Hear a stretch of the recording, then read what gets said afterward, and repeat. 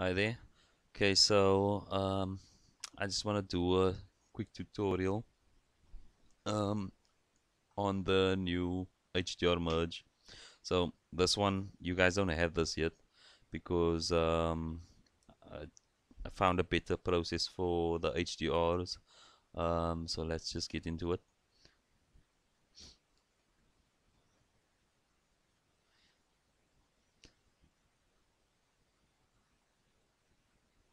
So the one that you guys have right now is probably the where it uses HDR toning. Um, the one that it's going to change where you have now these two layers. So you will still be able to do your HDR toning there, and your magic touch will also be there. Um, but this is going to be the default layers for your HDR merge, and even when you batch. So you'll have a contrast layer here, and you'll have a layer that lightens the image, that restores shadow. So to lighten up those shadows, um, you can double click on the layer and you can adjust the slider, or you can play with the fill. So just click on the name, fill, and then move to the left or to the right. So I'm going to move mine a bit lower like that, something like that. That seems fine. And now I'm just going to flatten this. And then what we want to do now is let's straighten this image. So just click on the straighten there to attempt to automatically straighten the image.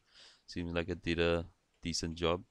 Now let's open Camera Raw on your Windows. Control Shift and A to open the Camera Raw, or if you're on a Mac, you can Command Shift A. So I noticed with a lot of the HDRs, you would need to take down the yellows. So let's take down some of this yellow. Now I'm gonna go as far as I can to get the image looking more natural. You can see on the ceiling and on the tiles here. So I can go pretty low with this, with the yellows. So just make sure that it's on saturation. So take that down. You can also take the orange a bit down. So I would say maybe something like this, like that. Let's see if we can go a bit more. No, I think just like that. Now I do this first. I take the yellows down first and the oranges first, because now I can see how much contrast and shadows I need to play with. So I might even need to go back to the saturation. Let's just see a bit of texture, maybe a slight bit whites. So look at that big difference. Looks much more natural. Um, let's see if I can take yellows now lower, because I added contrast, so that made it a bit more warmer. Yeah, I think that's fine. I feel like I need to add more contrast and shadows lightened a bit more.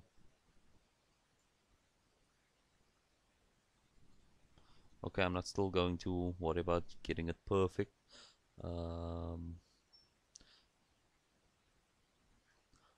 Now I basically wanted to create a tutorial for the noise reduction, but I figured, okay, I might as well process the image first and then also do the noise reduction, because on these images I've got quite a bit of noise here. Now to remove that, I'm gonna go to my post-process tools, and then I'm gonna click on frequency separation.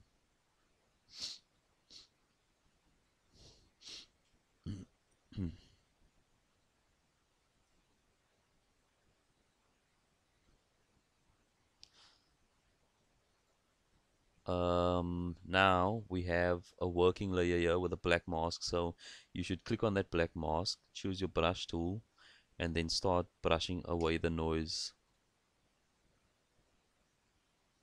like that. We can even brush, normally frequency separation is going to smudge edges, but in the case of a chaotic frequency separation, it enhances it slightly. So you can go over details like this.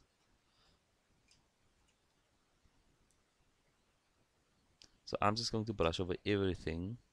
I know it's a bit strong, but we can, or you know what, you can even delete this layer, or rather, let me just make it black again.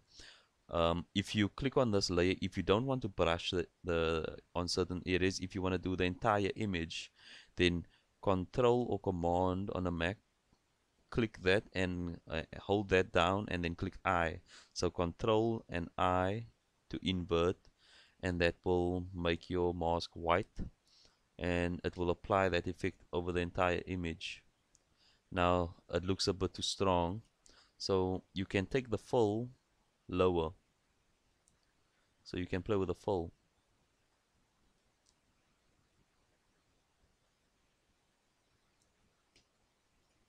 So that's before and after. You can go a bit higher.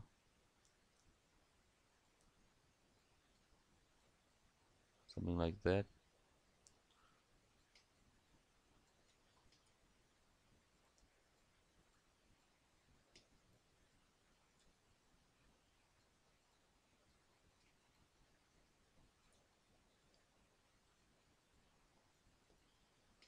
So this actually works much better than the normal noise reduction method in Camera Raw. But on this image, I don't want to apply it on everything. I just want to apply it, basically the corners is the main issue. So I'm just going to focus on the corners, basically where there's a lot of shade, or where there was a lot of shade.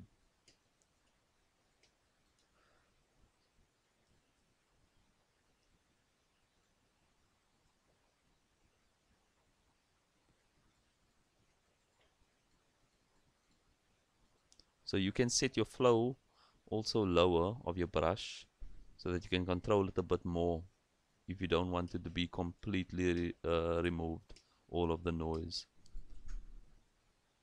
So yeah, that's basically how you do your noise reduction with the frequency separation.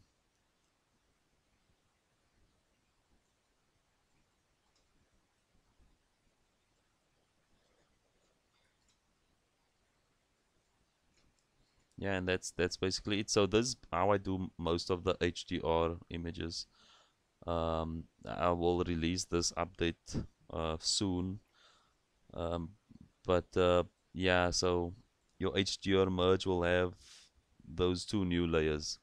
I hope this video helped you guys. Cheers.